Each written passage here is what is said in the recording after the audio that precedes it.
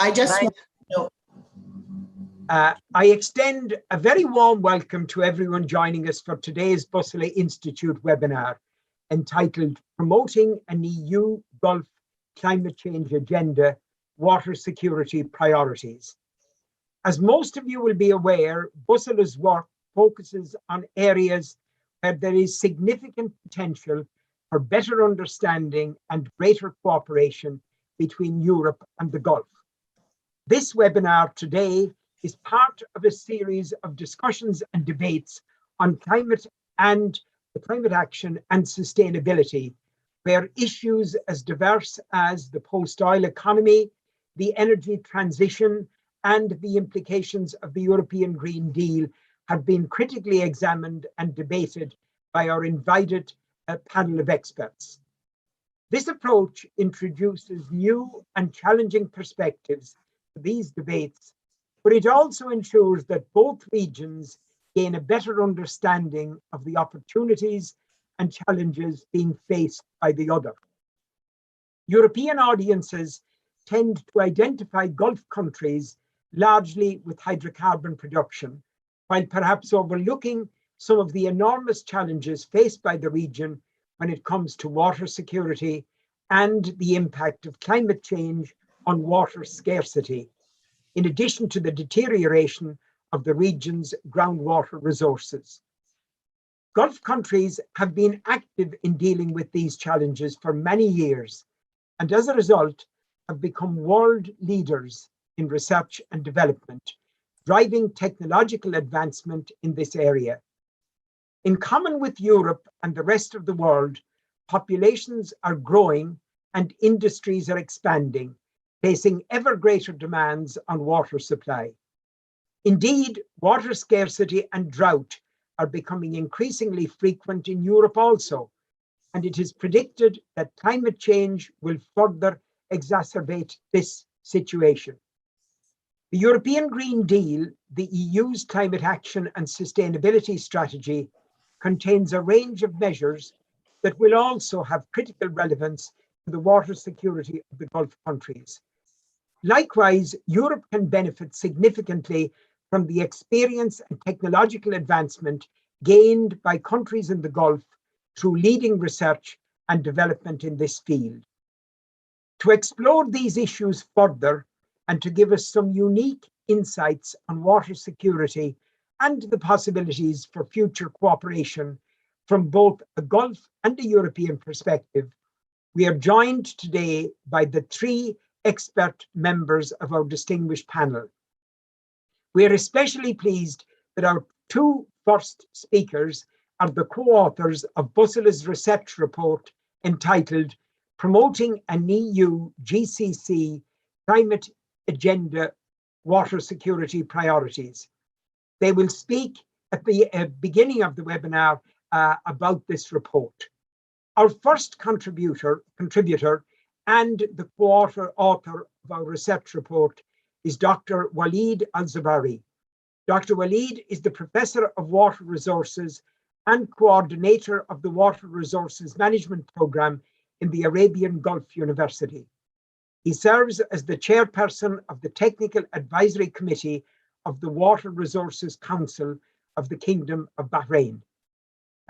Dr. Walid obtained his PhD degree in 1990 from Colorado State University in the field of water resources mathematical modeling. His research interests include water energy food nexus, water resources governance, planning and management, use of numerical models in the management of water systems, and the impacts of climate change on the water sector. It is a great pleasure for us to have you here with us today, Dr. Walid, and thank you so much for joining us. And I hand over to you now. Thank you. Microphone. Sorry. Thank you, John. If I may share the screen now with my presentation, please. I'm still not able to share it. And thank you for having me in this webinar and giving me the opportunity to present what we have done. myself.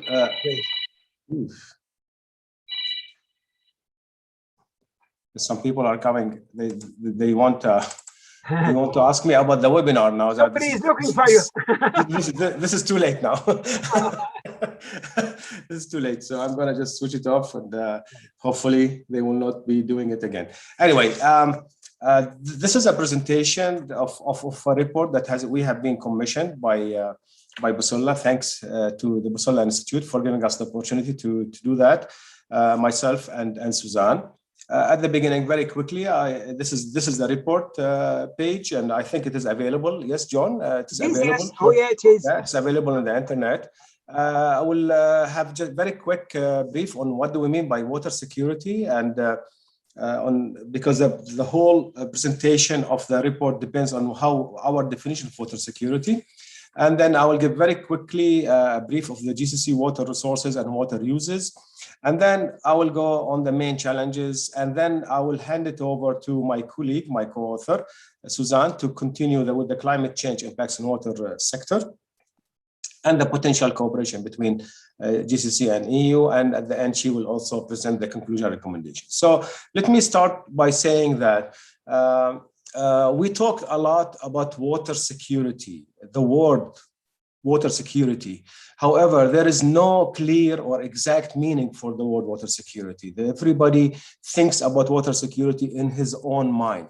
And it is, for instance, for Egypt now, water security is to make sure that its share of the Nile water is maintained. That's water security for instance, Iraq and some countries look at water security in terms of having their water supply cut because of some terrorist attack or something like that. So there is no clear and exact definition for the term water security. And there are so many frameworks there that we have the Global Water Security Index, the National Water Security Index, the water at the city scale, at the national level. And there is also in the Middle East, we have also recently the World Bank made the water security profile for the minerals. So we have a lot of things. But if you go and look at all the literature on the water security, you will find that there are 4 things that they are considered as the dimensions of the water security from that literature. The first one is that we have to have the appropriate quantity and quality affordably given to the human activities, which is basic human needs and our economic activities. The other one is that we have to cope with emergencies, during emergencies, to supply the water during emergencies.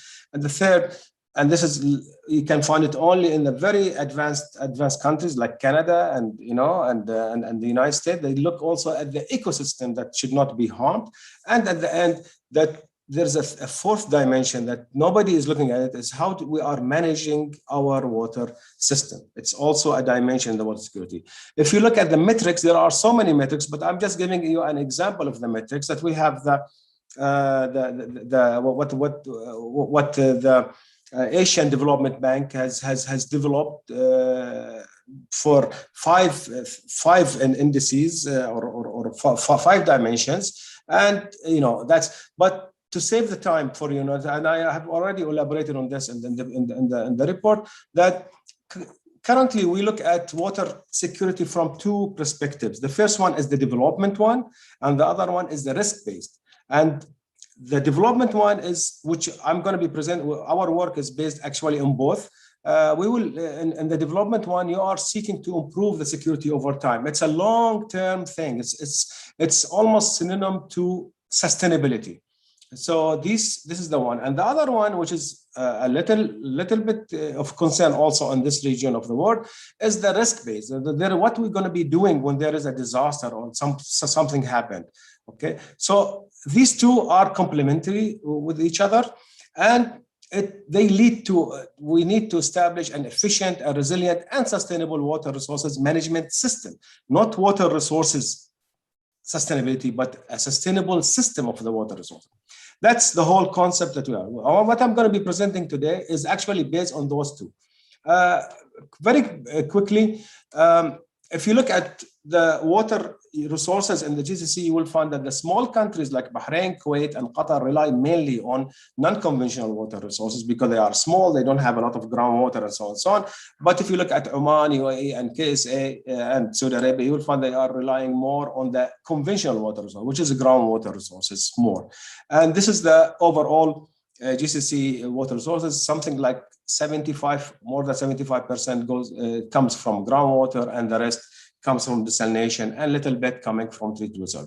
Where the water goes actually mainly to agriculture sector in the GCC. But if you look again to the small countries, you will find that the major water user is actually the municipal water supply, which is coming from desalination and so on. So groundwater goes to agriculture sector, desalination goes to municipal. This is a very simple, equation that we are having. Now, what is the main water security challenge? The overall water security challenge is actually the increasing water scarcity. And with the increasing water scarcity, we are having a lot of costs that we have to bear to bring water from non-conventional water resources. Why this is happening? Because we are living in the desert. It's a very arid region, but it has a very rapid socio-economic development, population growth, economic base expansion, and added to that, we have been focusing mainly on the supply side management, okay? And this is also exaggerated by a number of issues that we are thinking that in terms of governance, that there is some institutional fragmentation, there is legislation is not strong or missing, there are inadequate capacities and so on and so on. And these are not, these are already spelled out in the paper, but there is no time for it, but they actually exaggerate the scarcity issue with time. Now, I will go more specific now with the main challenges. The first challenge, of course, that the overexploitation and mining of groundwater resources. We have two types of water resources, of groundwater resources. The first one is renewable, and it is very limited. It is receiving recharge. And the other one is non-renewable. It has been stored in the deep strata of the Arabian Peninsula, and it is like oil. We are every drop of water, when you take it, it is not recharged. It's going to go. So these are being utilized by the agricultural sector actually, and they are influenced mainly by food policies or let's call them food self-sufficiency policies. Sometimes it's socio-economic agriculture policy, but at the end it is the agriculture sector which is taking this water from in the GCC. And the practice that has been done as a driving force of why this is exaggerated, that the practice of agriculture is very inefficient irrigation methods. And there is also the factor of cultivating very high water consumption crops like alfalfa. And the other issue that's really had to do with the governance, that so far the privately owned water rights of groundwater are the dominant one. And it is not a community, it is still the person who owns the land. The person who owns the land owns the water under it, regardless of the amount that he is pumping. And that's very, it is written in our constitution that the public goods are owned by the government, but still the practice is that he can go, anybody who has a piece of land, he can go and pump as much as he wants. Now, this overexploitation is actually, more than the recharge rates in almost all the countries. So we are having a drop of water level. And with that drop of water level, we are having seawater intrusion or connate water overflow, which is deteriorating our quality of the groundwater supplies. And of course, this is a loss of a long-term strategic reserve in the future. And also, if you look at from an economic point of view, the replacement water cost will be has to be added to that.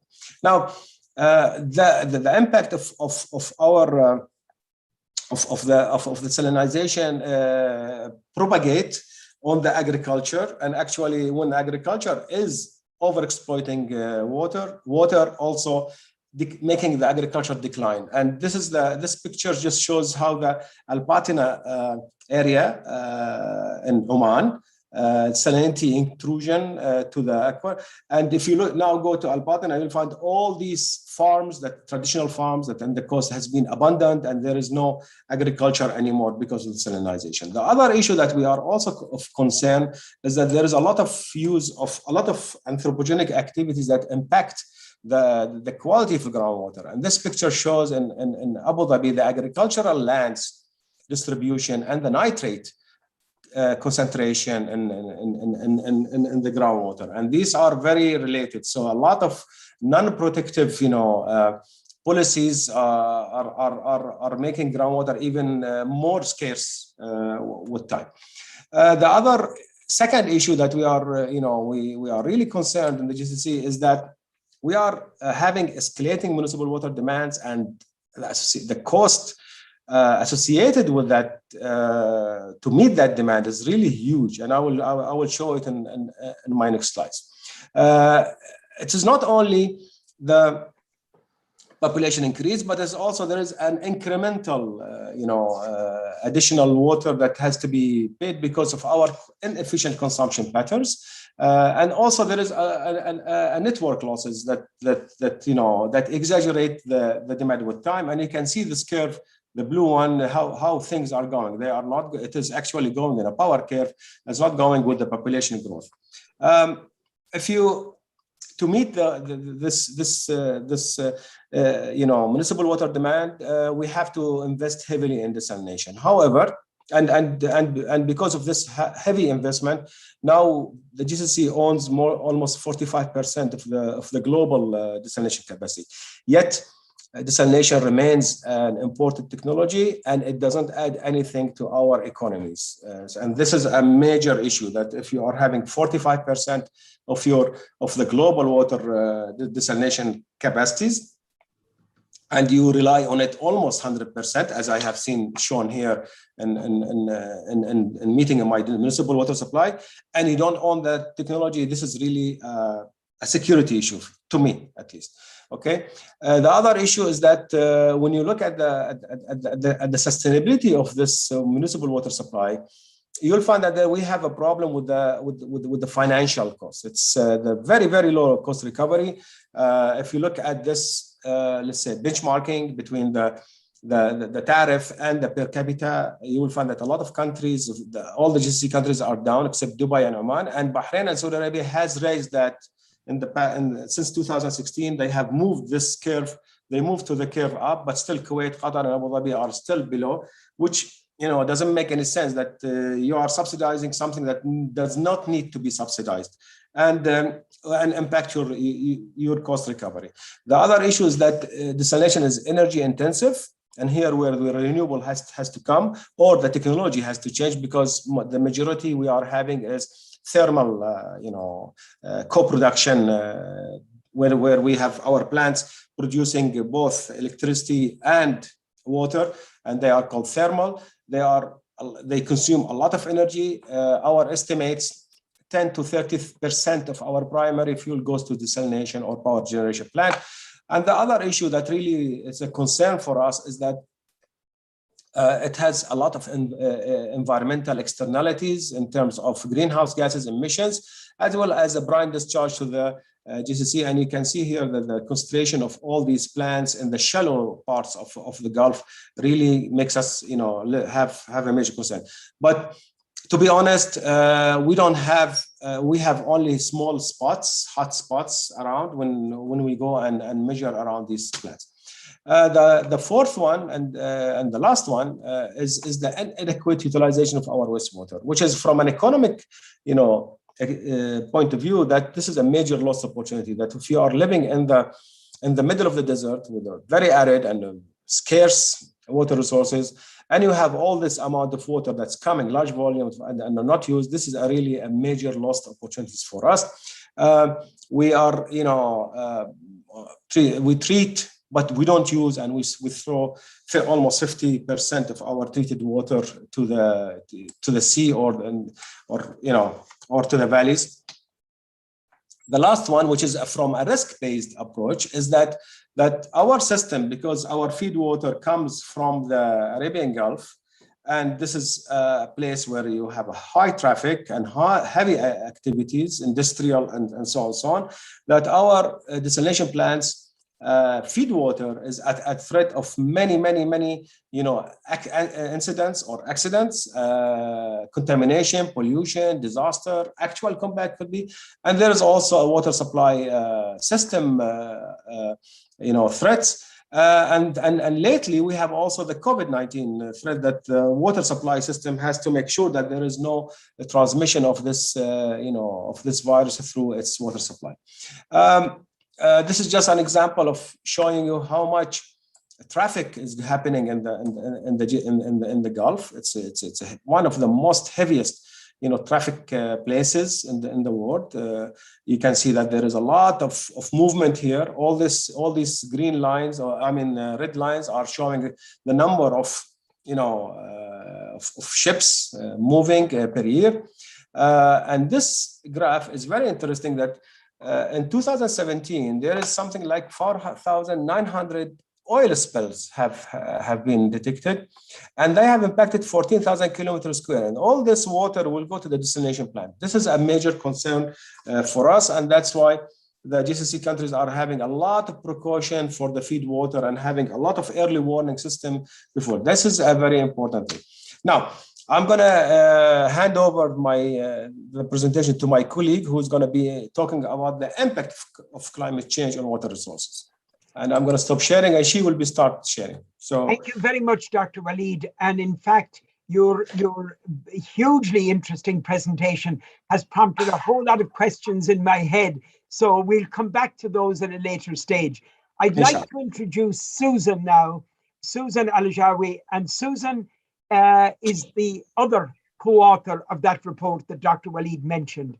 Susan is currently the Chief of Environmental Planning at the Supreme Council for Environment at the Kingdom of Bahrain. She has more than 22 years of professional experience in environmental issues and climate change, and was a lead negotiator for Bahrain in climate change conferences during the period 2009 to 2019.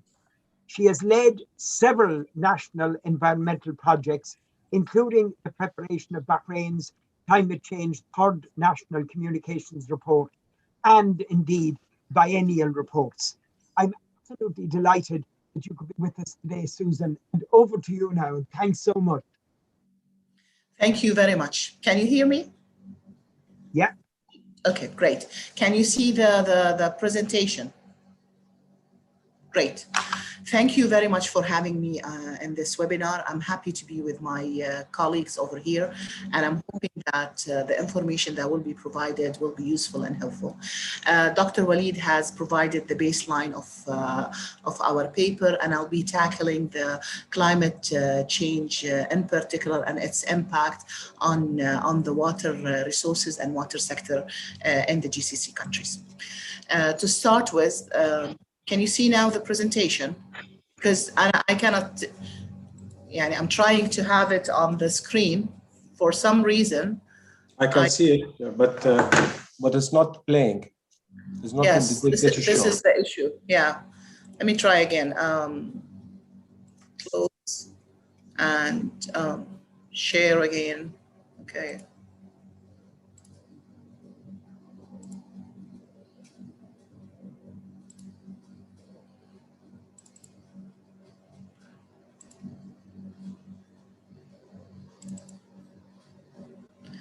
I'm having some difficulty in sharing the presentation, so. Would you like me to share it for you and move with you the slides? Yes, if it's possible, I'd appreciate that. Can you give me the host? Let me try one more last time, and then I will check it out. Okay, it's not happening. Okay, I'll just close the sharing, and I'll ask you.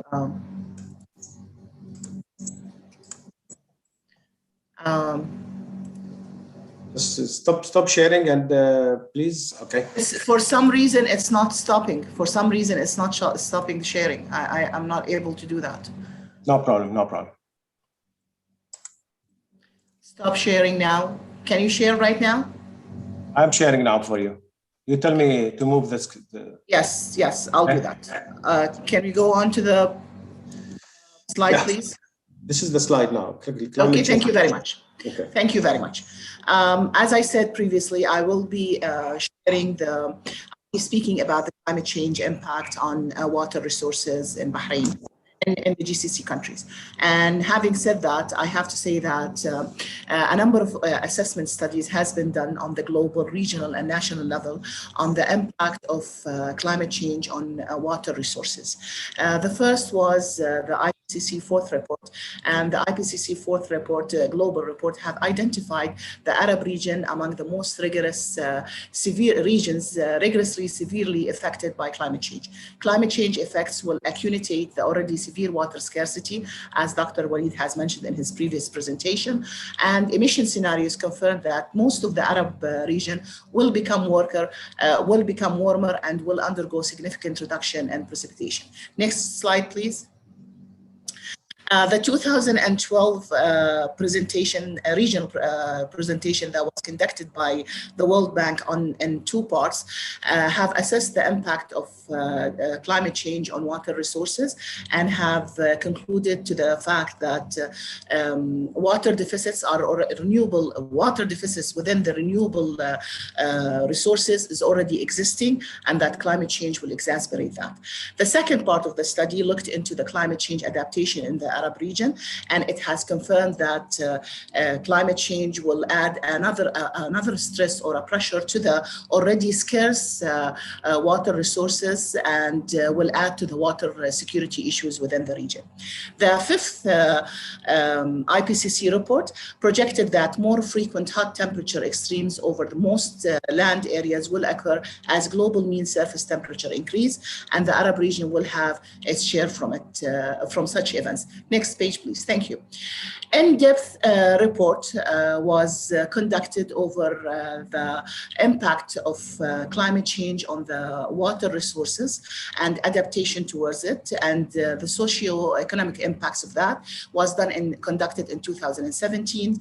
The key findings of the study concluded that temperatures will arise over the whole region, and they will keep on increasing until the end of this century, while precipitation will reduce over the whole region with until the end of the century, with particular increase in precipitation trends at particular areas within the Arabian Peninsula or the GCC countries. Next, please. Next slide, please. On the national level, and as I have said that studies were carried on the global, regional, and national levels. All the GCC countries are signatories to the Climate Change Convention. They are also signatories to the Paris Agreement. They have submitted periodically their climate change communication reports, and they also have submitted their NDC, with the latest second one submitted by UAE by the end of 2020, and expected to have others submit their second NDCs before the upcoming climate change conference end of this year in Scotland. Now, each of these reports do have a number of chapters, and they tackle, two of those chapters tackle the vulnerability to climate change, and others tackle the adaptation to climate change in different sectors. All the GCC countries have assessed their vulnerability towards water resources, and they have also assessed their adaptation to those particular to water resources and climate change. In particular, the vulnerability to climate change was assessed in details for each country, and they had little variances among them, but in conclusion, main impacts anticipated for climate change to renewable water resources include reduction in surface runoff and groundwater recharges due to an overall reduction in precipitation, deterioration in coastal ground quality due to seawater intrusions as a result of sea level rise, increases in the agricultural and domestic sectors, water demands due to temperature increases, and I think Dr. Walid has exacerbated on this also, increases of destructive events due to increases in the external extreme rainfall events. And Saudi Arabia, southern part of Saudi Arabia and Oman have suffered from this within the last 5 years. I'm going to move on. This is an overall, in a nutshell, about vulnerability to climate change and how climate change is exacerbating that. Now, what did the other chapter that deals with adaptation do towards water resources and water sector? Studies have declared that overall studies for all the GCC countries have declared that the need to adapt to climate change is a necessity and it's not a choice.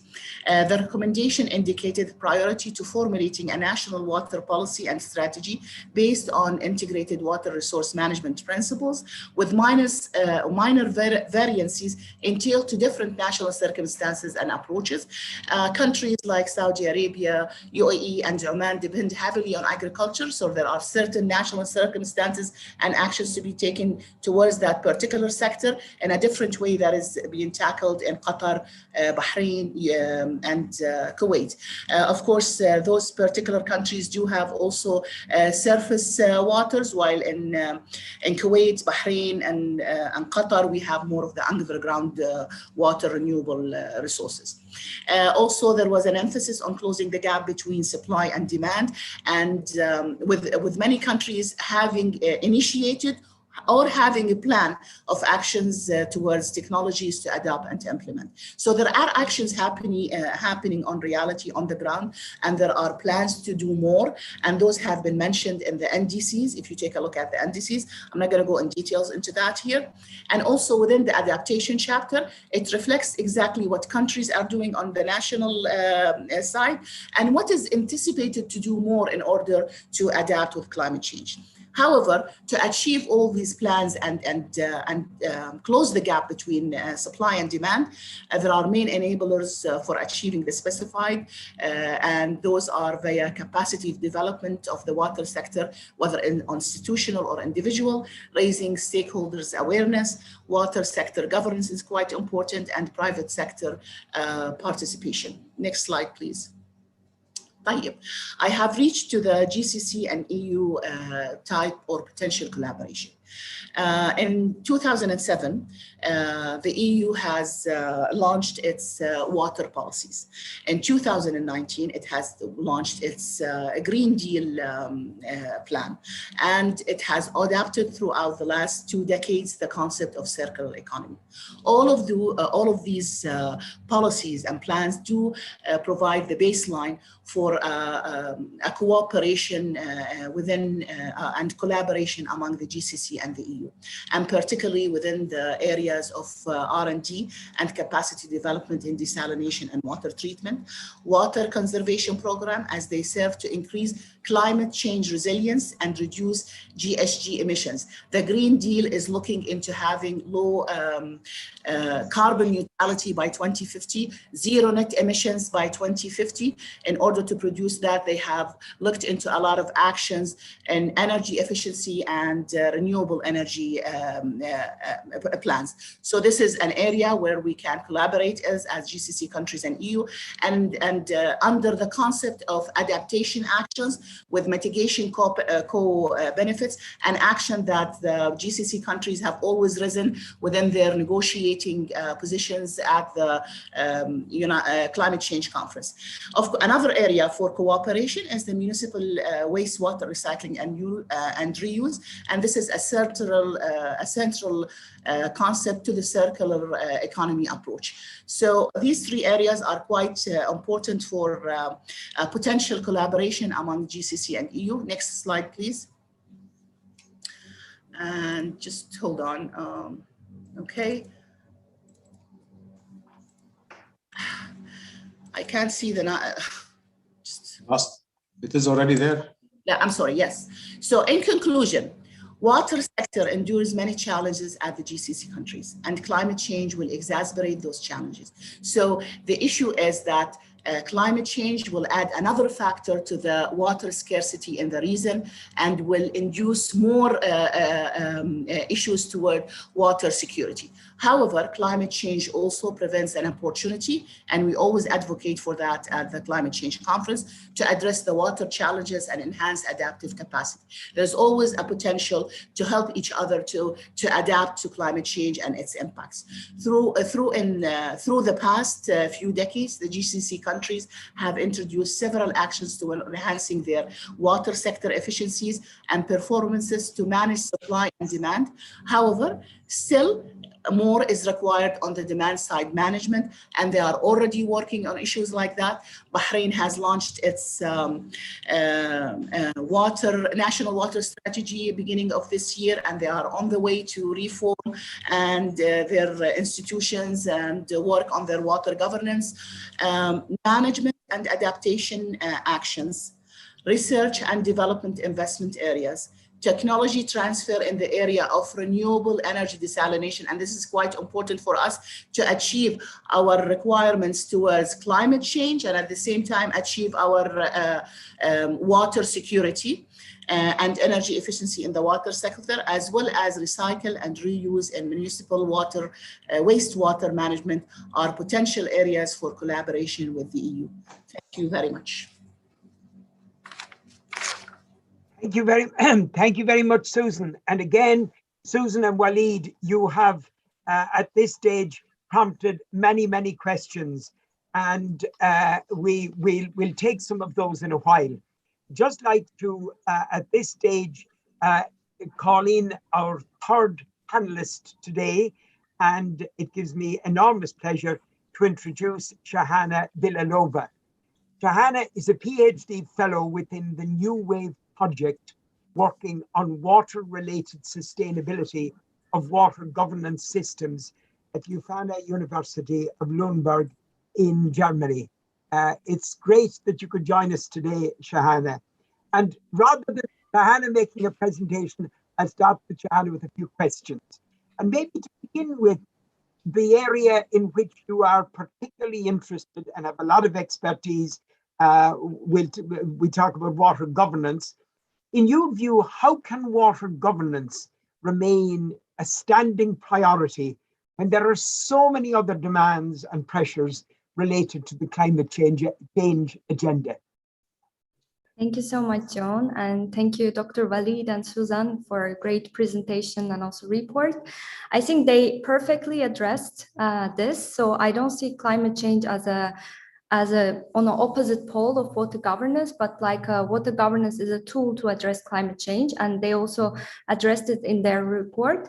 So therefore, it's very important that we focus on demand management as Susan also mentioned, and not like supply side, like a hard pass, let's say, like to supply more water, but rather to focus on efficiency and also trying to transform the economy and industry as well as agriculture to be more efficient, so we don't use more water, because in any case with climate change, water resources are impacted in a negative way, so we need to save whatever we have. So here water governance come in, and very important to highlight briefly that water governance is not only just water itself, but it's also political, administrative, economic, and other sectors which is connected to water use. So we need to see the whole picture of the system that dealing with water resources rather than one specific sector. Mm-hmm. Yeah, and as a follow-on to that, just before I move on back to Dr. Walid again, maybe, you mentioned, you know, what governments can do and what can be done. In your view, can governments deal with the needs and demands of special interest groups, for example, business, agriculture, in addition to the competing policy demands when they're developing water security measures? This is actually, it has very easy answer, but really difficult in practice, right? Because different sectors have different priorities, and most of the time they are clashing. If we think of a water sector and we think of an agricultural sector, they have so many clashing views. And once we design policies, we need to think about the sectoral trade-offs. And the policy, the government, once designing policy, need to address this sectoral trade-offs. And it's so difficult to come to the common ground and most of the time, because sometimes it's like a dreadlock and you cannot solve this issue. But it's always advised that these different sectors do talk to each other. So they're not designing policies on different levels, but they talk to each other and they have this cross-sectoral discussions and debates on the issues and design policies together rather than having the silo approach to policy design. And the same applies to the levels as well, because if we are thinking about the governance in general, we need to also think about multi-level approach. It's not just a top-down application of policy, but we also need to integrate other levels like local level and also international level to a certain extent to have a really strong and resilient policy if we are dealing with climate change. Yes, and just as a final follow-on to that, I said I'd move on, but with one other.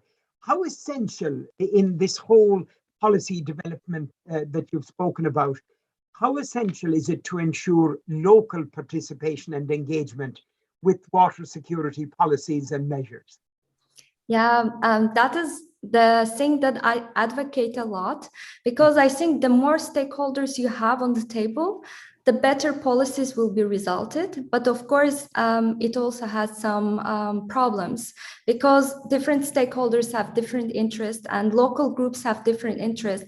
And most of the time, having everyone in the same table also creates a chaos, let's say. So it's very important to be as a mediator to mediate the process, because there might be also power dynamics involved and some people might be, let's say, oppressed and cannot talk about the issue really freely. But once you design certain policy and try to apply on a local level, it might go against to some interest and it might not work out.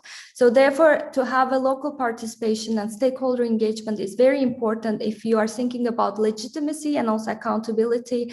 If we talk about different governance units, because if you involve them into the talk and into the process, they also see like how the things are designed. So they won't questioning the accountability of the system in general. So it's also adopting into the process.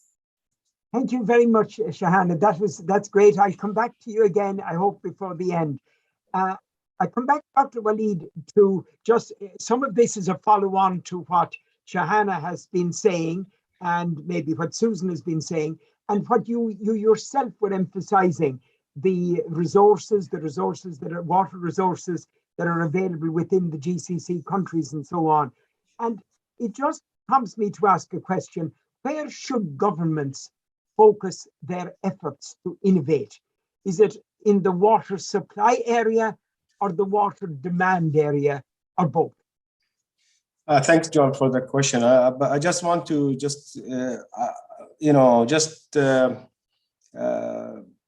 relate to what Shahana said, because she talked about water governance, and I would like, if you want to have a deeper insight on the water governance in the GCC and the Arab region, you should probably you have seen the UNDP 2013 water governance report in the Arab, which I was also an author in it. And also I have just published T20, G20 meeting, water, energy, food nexus governance issue also. And also the groundwater, I have some publication in groundwater. But, to me, I'm not going to elaborate more than that, but to me, the water crisis is actually a governance crisis more than it's a technical crisis. And we can discuss this later if you wish. But back to you, John, about where to go. In fact, the GCC countries have focused and emphasized all since the beginning of the establishment of the states on the supply side management. They have never looked at the demand side management. Mm-hmm. Most of the time, all the solutions have been taken from the supply side engineering. Actually, it's not even management; it's an engineering issue, and that thing has created a sense of abundance instead of scarcity. for the people, because whenever I want water, I can get the water, and I can get it also on a subsidized price. So that gave a full population the sense that water is there, and conservation thinking on the mindset of our forefathers, the people who used to live in this part of the earth, started to get eroded from our genes. So our genes now, the genes of the current generation doesn't look at water scarcity. They think it is a scarce. It is not a scarce region. It is an abundant region. So, and their behavior now is actually consumption in terms of. If you look at the per capita water consumption, you'll find that it is something like 500 and 600 and 700 liters per capita per day in a desert, and that's because of all these developments. So definitely, we will have to move to demand side engineering. But to me, the GCC countries should start. I don't want them to remove the thinking of supply side. I want them to change their thinking from sustainability of supply to sustainability of demand. So what we call supply demand sustainability. And to do that, it is hard. And this takes us back to Shahana's governance issue.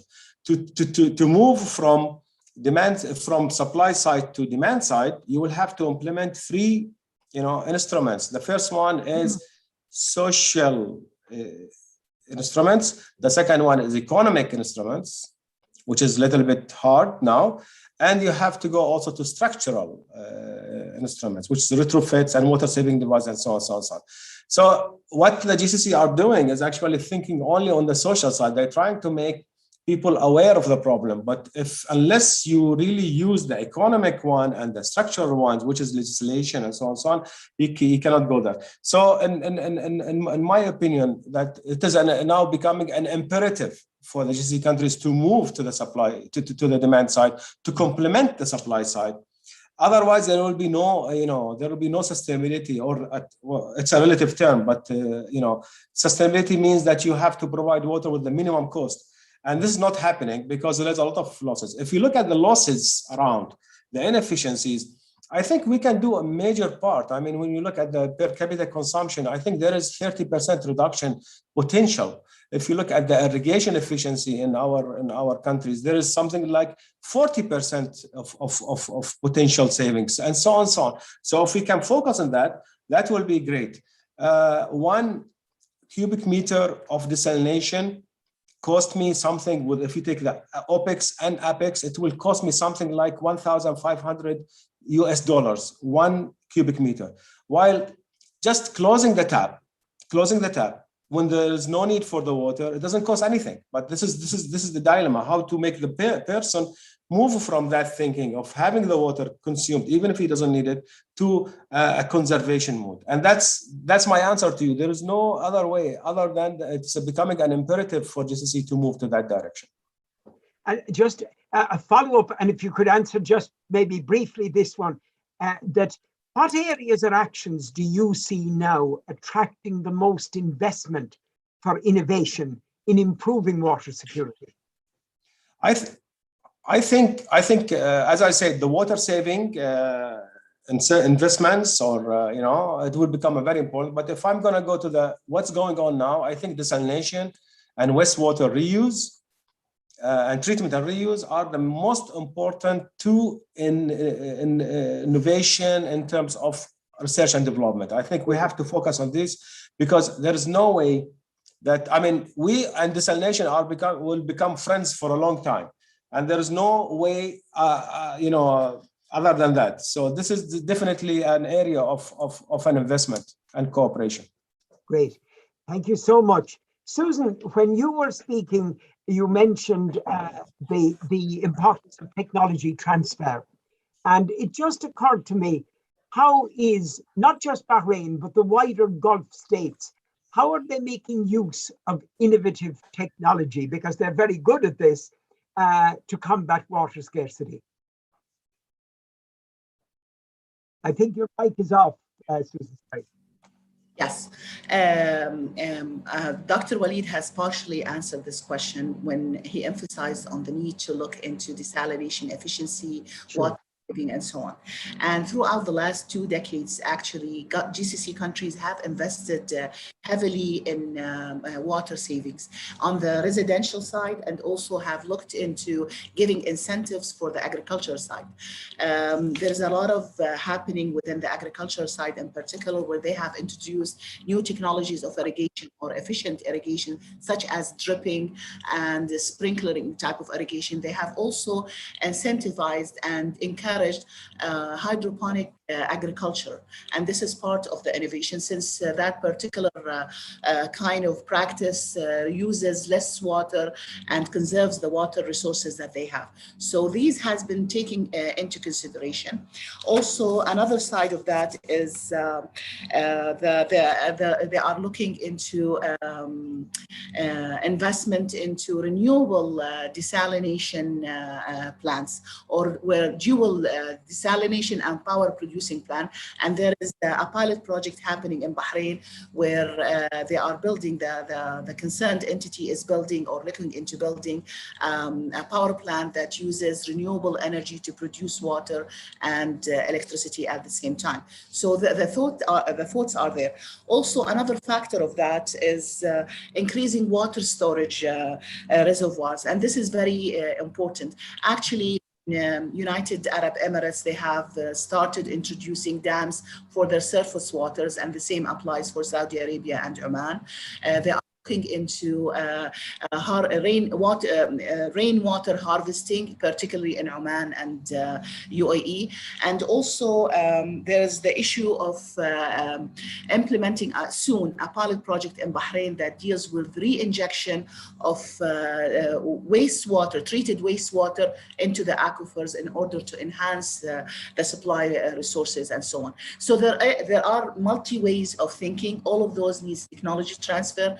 Some of the technology, the local technology might be available, but the more advanced technology needs the potential collaboration between the EU, since they have been advocating in their water policies for energy conservation and efficiencies, and they do quite own the technology that could help us and makes us learn and customize that technology to our needs and to our climate. Very good. And as a follow-on to that, and again, it's just maybe a fairly brief answer. You mentioned in your speech, you mentioned, or in your address, you mentioned the EU Green Deal, and you've talked about, how one could learn from the other. What do you think is the best sustainable practice that governments, maybe in the Gulf or across the world, could adopt as a result of the ideas coming from the European Green Deal?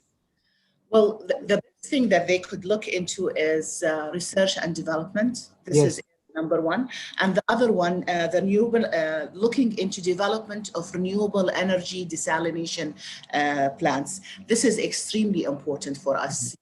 It satisfies our needs to produce water and secure the water needs, and at the same time it helps us to reduce our emissions, and instead of depending on the conventional fossil fuel to produce our water, we will depend on the renewable desalination plant to produce our water.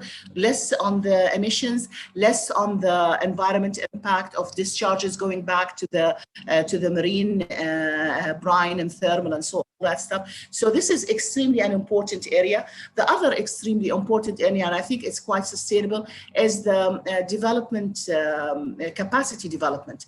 The EU has a lot of knowledge within that particular part, and I think it could be quite sustainable for us to train our people and build their capacities, whether on the institutional side or the individual side. Brilliant. Thank you so much indeed. Shahana, if I can come back to you, there is obviously a big interest in what you've been saying already about, water governance and the importance of it. And just maybe as a kind of a wrap-up question to you, what innovations in water governance do you see as essential for the world into the future or going forward? Yeah, such a great question. And Actually, I think the most important thing is we need to wait from universal approach to water governance, because what we see is like most of the countries are copying, pasting different models in their context without actually, it doesn't work. And some buzzwords like integrated water resource management and so on and so forth, and we see they're being applied to different contexts and they fail as well, even though they worked in some contexts. So it's very important for us to understand what would work and what not work, and then to adjust these models to our local context and to have these differences across the globe, not to have this universal approach and thinking that it would work everywhere. So I think that is my take from this question, and to encourage everyone to think, to understand the complexities involved in their local context and also interactions. Thank you, Shahana. Thank you very much. And also, I'd come back to Dr. Walid in the context of this whole search for water security into the future. What role do you see young people playing? Because, as you know, the young people have been on the streets across Europe in relation to climate change, in relation to many of the issues. What role do you see them playing in the search for water security in the Gulf, or indeed in the wider world, but in the Gulf in particular? Well, I think you know that the young people, I mean, the GCC is having this youth bulge, which is having the young population. Actually, large percentage of our population is young, and in Oman, for instance, we have 50% of the population is less than 24 years old. This is a lot of population, and its average is about 35% in the GCC.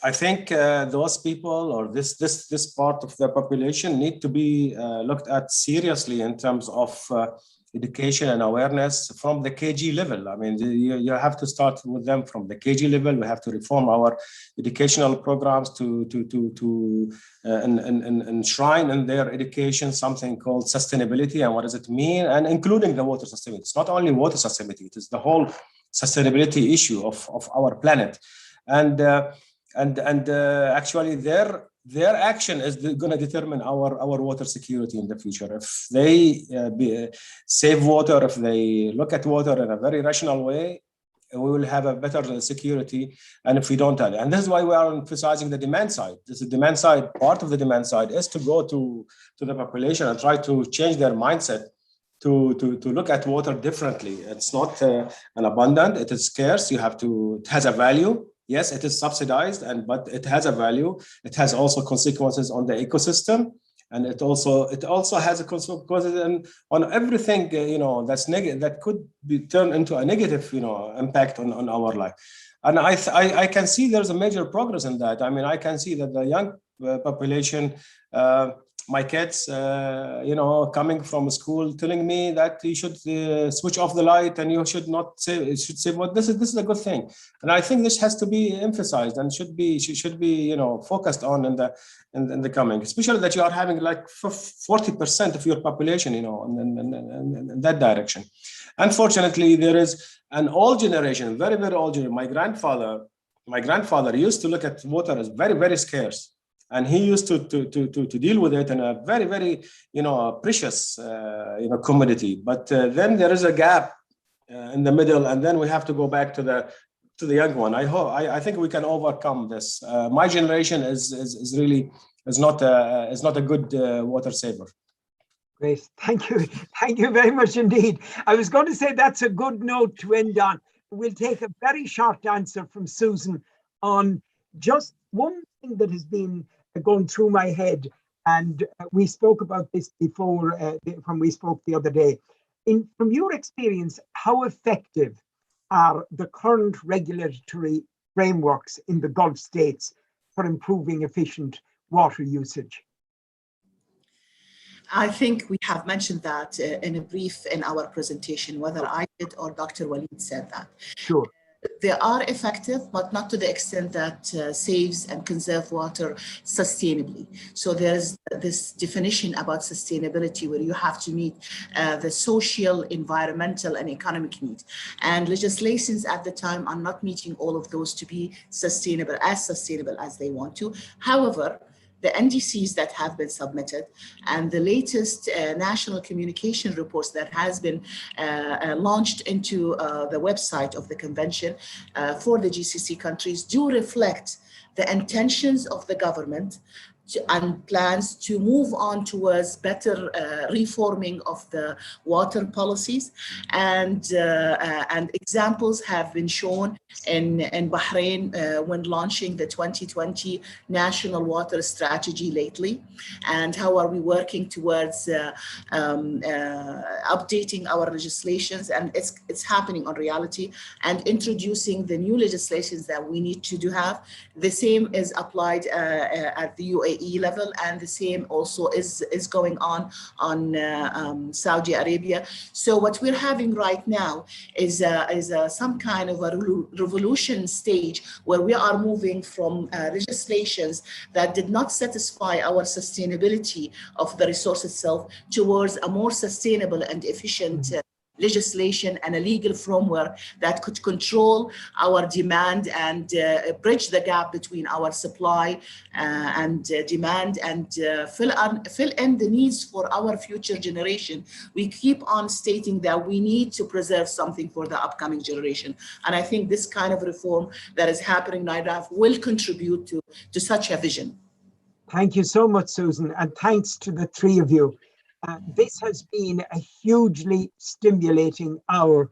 We could go on for another hour or several more, but we won't. We can. We could indeed. And perhaps because we will be doing more work in this field, we will return to this again later on, and we will be back to talk to you. Well, but on pleasure. behalf of the Board of Directors of Bussola, and indeed on my own behalf, I am enormously grateful to everybody involved in today's webinar, especially to Susan, Dr. Walid, and to Shahana. Thank the three of you so much for today and for all of the work you've been doing in the days leading up to this, because I've been in touch and in contact with all three of you, as you know. I'm really thankful to you for your valuable insights and for bringing your really experienced views and your insightful analysis to all of the issues that surround this or are part of this topic. And I'm also very grateful to all of our guests, and we have, thanks to the quality of our panelists today and their many contacts, we have a very large group of people who have joined us today. I thank every one of you for that and look forward to seeing you all soon. I also thank all of my colleagues at Bussola for all of their help and support, and a special word of thanks to Pihan, who has been looking after so many activities and things there in the background, and of course to Brian. Thank you all very, very much. I look forward to seeing you all and to meeting you all in person in the not too distant future. COVID permitting, we will have some event in Brussels, and we would love to invite you. So thank you very much. Thank you so much.